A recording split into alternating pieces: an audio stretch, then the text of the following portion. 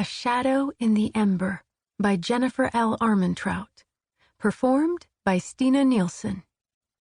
The warning came from a male voice, spoken barely above a whisper, directly into my ear, as he lifted me off my feet.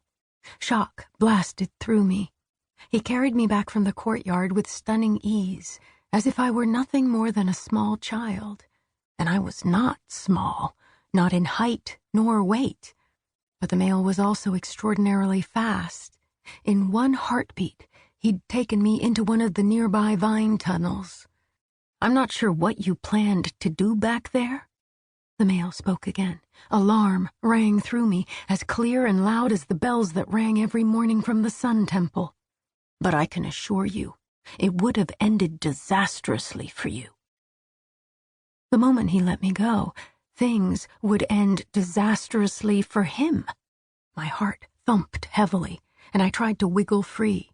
His hold around my waist not only tightened as he stepped farther into the tunnel, where only thin streaks of moonlight slipped between the thick trailing plants and the bushy, sweetly scented blossoms.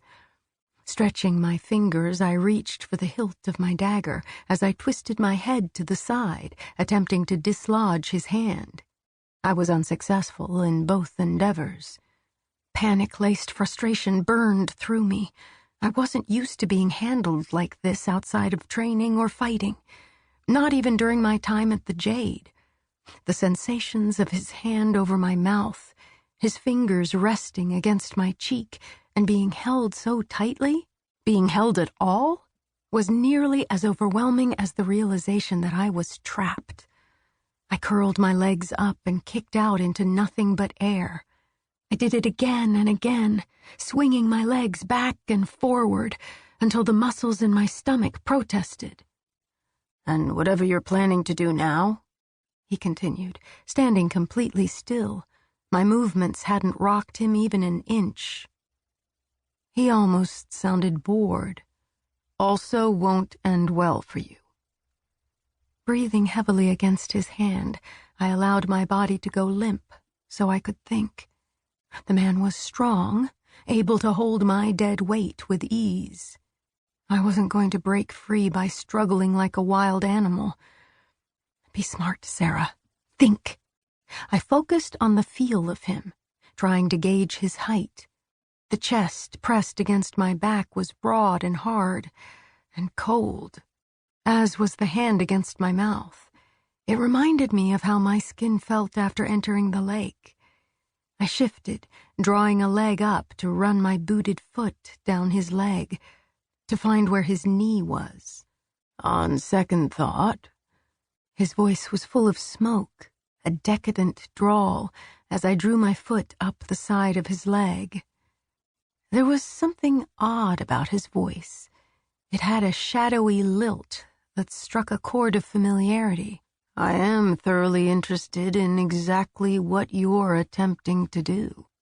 My eyes narrowed as fury eroded the panic. I found the curve of his knee and then jerked my leg up to gain enough space to deliver a brutal... He chuckled darkly, sidestepping my kick. "No, thank you." The smothered sound I made against his palm was one born of pure, unfettered rage. That midnight laugh came again, quieter, but I felt it along every inch of my back and hips. "You're a feisty little thing, aren't you?" Feisty? Little? Thing? I was neither little nor a thing, but I was feeling all kinds of feisty.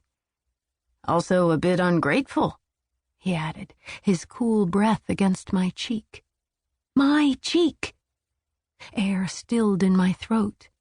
My hood had slipped back in my struggle, not nearly covering as much of my face as it normally would.